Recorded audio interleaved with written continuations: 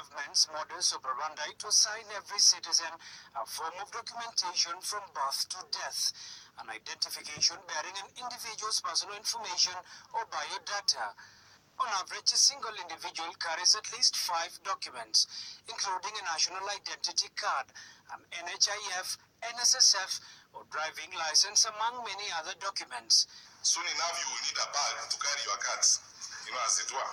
There's a bag, each one of us will need a handbag to carry your cards. You are so many people in one. The government, however, now intends to have the information contained in the various documents collapsed into a single card with an electronic chip, with Kenyans soon expected to carry only one identification card alongside their travel document. This database will contain information on all Kenyan citizens.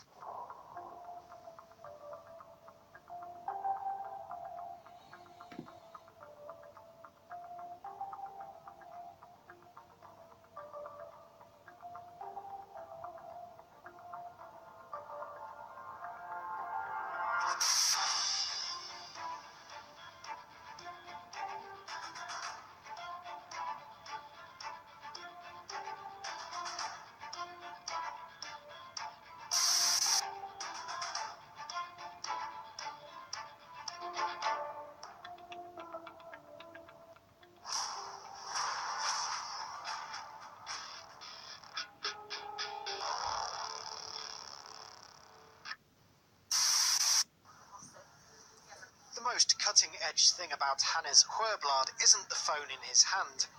It's the microchip actually in his hand. The tiny implant is the latest advance in a biohacking technology that is steadily becoming a part of normal life in Sweden.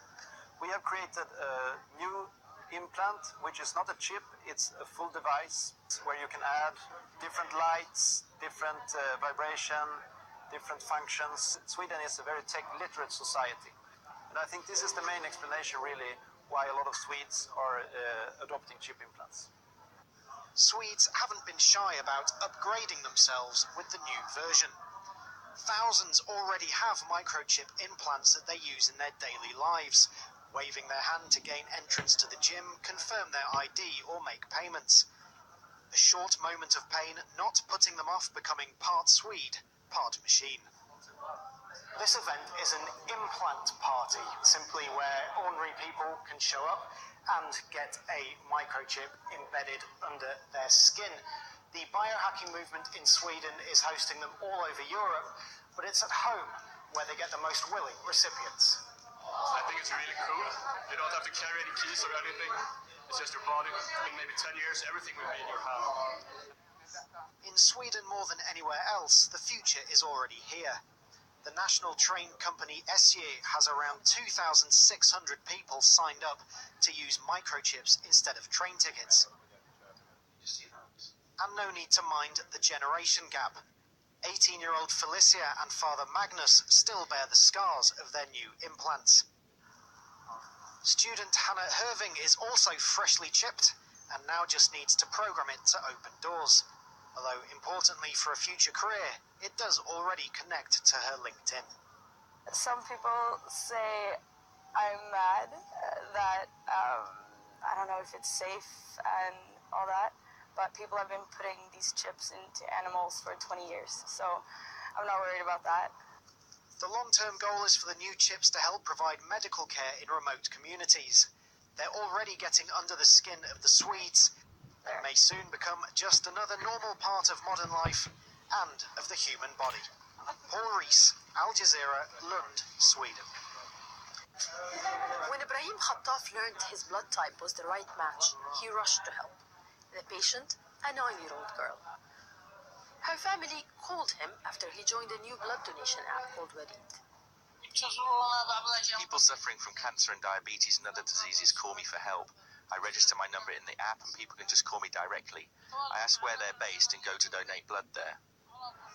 The app connects those in need of blood to the closest donors.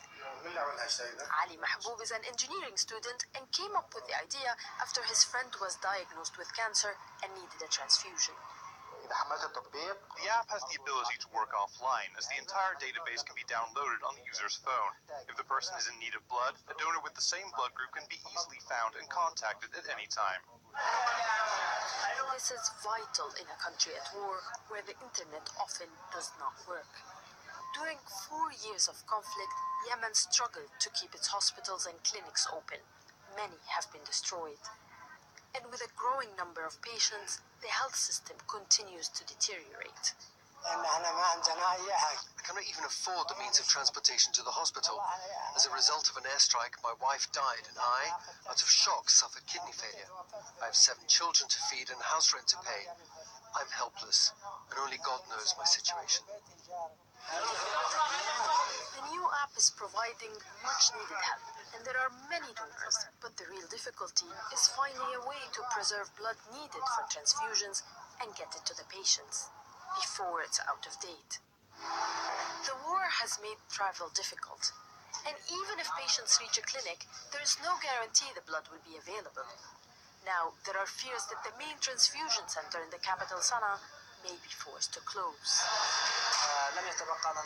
We have a supply of solutions sufficient for 1 week only, and if no help is provided, the centre will come to a halt. Many patients and beneficiaries will be affected, including those suffering from cancer, kidney failure, and thalassemia, apart from victims to the war. Blood transfusion centers across Yemen are facing similar conditions, leaving the sick and their families with nowhere else to go. Nida Ibrahim, Al Jazeera. The next generation Samsung smartphone will also serve as a tablet. When it's folded, it has a 4.6-inch display. It's compact and perfectly portable. But when the device opens up, your world does too. Not surprisingly, Samsung's newest device is called the Fold, and it was unveiled with all of the fanfare you've come to expect from the world's leading smartphone maker. But here's where things get really cool. It goes on sale in April, but it and Samsung's new S10 and S10 Plus are being released amid faltering worldwide sales. People have a little bit of phone fatigue. All the phones look the same, they feel the same. This new Galaxy S10 is not really going to break the mold, but we've seen some hints of things that are coming in the future that might get people really excited. The issue, whether buying Samsung or an Apple device, is increasingly price. With the Fold costing about $2,000, Samsung will have to convince consumers that they just have to have it. Pretty much I look for price to performance, so if the performance is there that I'm looking for, most likely I'll go for it. I replace my phone every 3 or 4 years. I'm not within the 18 to 24-month update cycle. I'm not rich enough for that. The global smartphone market is shrinking after years of rapid growth, with consumers waiting for the next game-changing feature, and major markets like here in the United States at saturation. Still, smartphone sales are a vital part of the global economy. In 2017, smartphone sales reached nearly $460 billion. But the rising price tag for the better-known smartphones is not just an issue in the developed world. And there's heavy headwind against the high-end smartphones. We saw that with iPhone 10. The sales were not that great. There's some macro issues as well. China is slowing down. India is okay, but Europe is slowing down. With the release of the Fold, industry leaders seem convinced that continuing innovation and the ability to access 5G data networks in the near future will be enough to keep smartphone consumers coming back for more. Kristen Salumi, Al Jazeera, New York. All right, Arizona is looking to maintain a massive DNA database of anyone who has to be fingerprinted by the state for their specific job. Now, this can range anywhere from school volunteers to teachers to even real estate agents and many other roles that require fingerprint background checks. Now, under State Senate Bill 1475, it would also allow for medical examiner offices to take the DNA samples from any corpses that come into their possession. So for the living, this would cost them more than $250 for the honors. So joining us now to discuss this and break it all down, investigative journalist Ben Swan. All right, Ben, let's talk about this from, first of all, a privacy standpoint. It's enough that, okay, you want to get your job, you got to, get fingerprinted. That stays in a database already. But now it's DNA at the hands of the state, and it would allow the state to share it cross borders, cross agencies. Let's just put this out there. What could go wrong? Yeah, well, basically anything and everything could go wrong. We've talked about these issues before, right?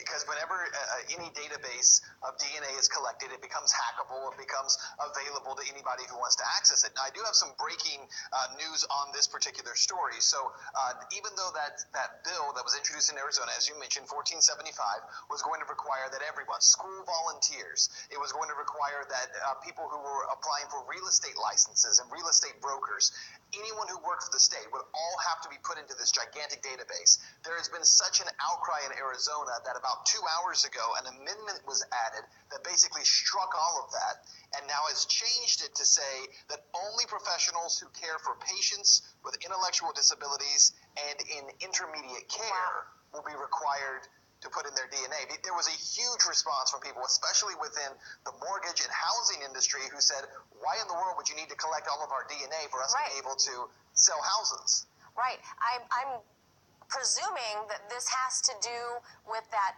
famous, now infamous case in Arizona, the Hacienda care facility of the incapacitated woman that was found to be pregnant, had the baby. That's correct. So, given that they've backed off on this, like you said, with tremendous pushback from the general public, how is Arizona going to explain this away? Why would they even try to pitch something like that? Right, and that's the bigger question, right? And you make a good point. All of this is tied to this case out of Arizona, this Hacienda care facility, where a woman was impregnated and DNA was used to be able to locate the individual involved in this. I think what they're going to now capitulate to is to say, well, look, that's the main case here, that's the main issue, and so we want to continue to protect these people. But then they're going to say, but we also want to listen to our constituents and listen to the voters of Arizona. The problem is exactly what you just said, that when you take the step, the stunning step of saying we're going to require everyone who has anything to do with the state to come into this DNA database, and everyone who dies will be included in this DNA database. You're creating such a massive log of information. And remember that DNA is not conclusive on many cases. So it doesn't mean that you're now going to suddenly solve all these old cases. You're suddenly going to have the ability to immediately solve crimes when they happen. That's not how DNA works. But what you will have, again, is a gigantic catalog that's essentially being forcibly taken from so many people in Arizona.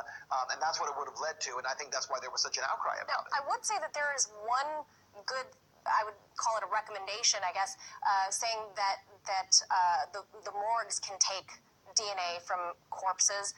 I wasn't clear on whether or not they meant it could be anybody that shows up in the morgue, people with friends and family that claim the bodies. Obviously, you wouldn't need that for identification.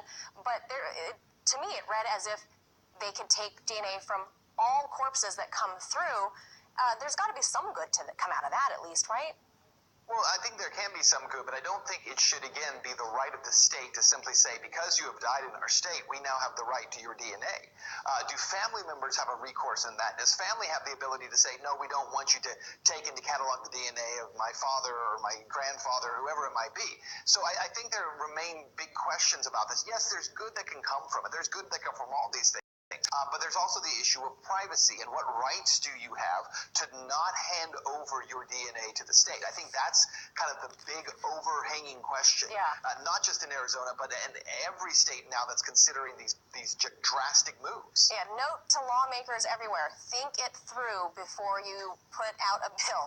All right, we'll leave it right there. My friend Ben Swan, thank you so much. Thanks, Manila.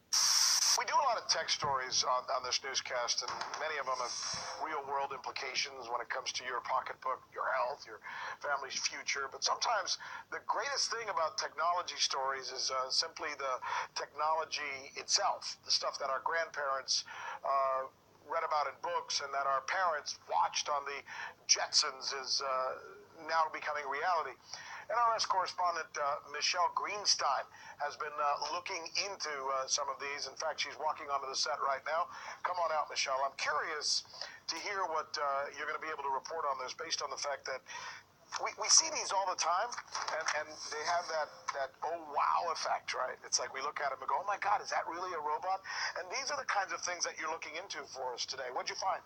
So firstly, as you probably know, yesterday the first ever robotic moon lander took off. This is an unmanned spacecraft. It's named Bereshit, which is the Hebrew word for Genesis. Let's take a look at this. It's the first ever privately financed mission to the moon, by the way. And like I said, it lifted off yesterday from Florida. There it is right there.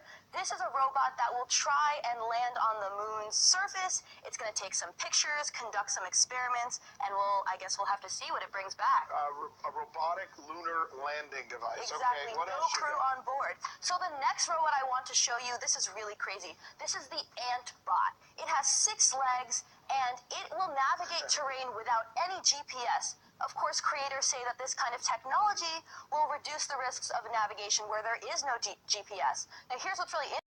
Take a look at that. It's inspired by desert ants. So usually ants will find their way back home using pheromone trails, but in the desert, the heat of the ground actually destroys their pheromone trail. So desert ants are, able to do this just by using the sun's rays itself. So in the same way, this robot was inspired by those desert ants by using polarized light. So they're using real things to make the fake things. All right, number 3. Exactly, inspired by nature. So that was the Ant Bot. Now let me show you the Plant Bot. This just came out. It's actually inspired by plant tendrils, again inspired by nature. This is a robot that's able to climb and curve around plants, and creators say that it could inspire the development of wearable devices that, could be barely detectable, and possible applications also include the development of flexible robotic arms, which of course brings me to my next robot, the robotic arm. Now here's what's crazy about this one. This robot is self-aware. Look at it picking that stuff up.